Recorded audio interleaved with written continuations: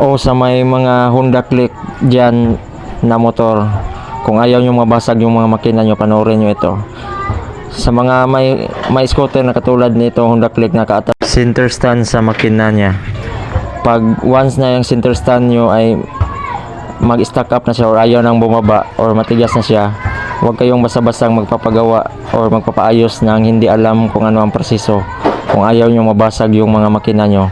So ang dapat gawin nito ay huwag nyo ipapapukpok ito na pilitin na matanggal yung axle nya or ihin nya.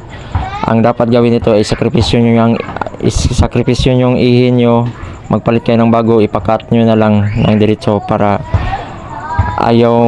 hindi kayo mapunta sa basag yung makina or ma-overhaul pa. So ang dapat gawin, i-cut siya automatic para iwas disgrasya. So mas mura po yung axle ng cylinder stand kaysa sa mabasagan kayo ng makina. So pinakamainam, i-cut nyo na lang yun. At ganito ang proseso, i-cut nyo din yung cylinder stand para yung ihin na dumidikit sa cylinder stand ay mas madali siyang tanggalin kasi na stack up na po siya. Madalas po ito sa hindi masyadong ginagamit yung cylinder stand. So ito po ang proseso niya. Mas madali po siyang tanggalin pag i-cut nyo yung cylinder stand. Tapos ito po, mas madali siyang mahugot kasi kahit pa na naka-ano pa siya na dumidikit siya ng todo. Ito, grabe yung alikabok.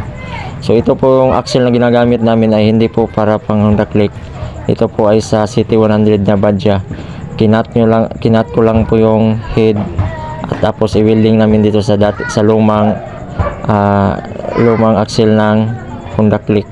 Kasi iba po yung axle Honda Click, may stopper po siya na para hindi siya sasabay pag baba ng center stand. Tapos winelding ko lang po yung front axle ng City 100.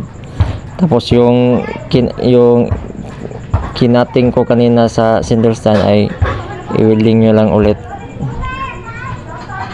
Ganito lang yung proseso niya para hindi yung mabasag yung mga motor, yung makina nyo. So ganito lang siya kasimple. Ito na. So swak na swak, smooth na smooth po siya. Tapos lagyan nyo ng grasa para goods na good. So ganyan lang yung proseso. Dapat alam ng gumagawa kung paano proseso. Ito na, goods na kung mahilig ka kung mayroon ka mga motor at mahilig ka sa ganito bang gawain. So huwag mong kalimutang mag-follow para mas baka may mapulot kang mga tips or ideas sa mga ginagawa naming video. So ito na, goods na siya. So ito, responsive. Thank you.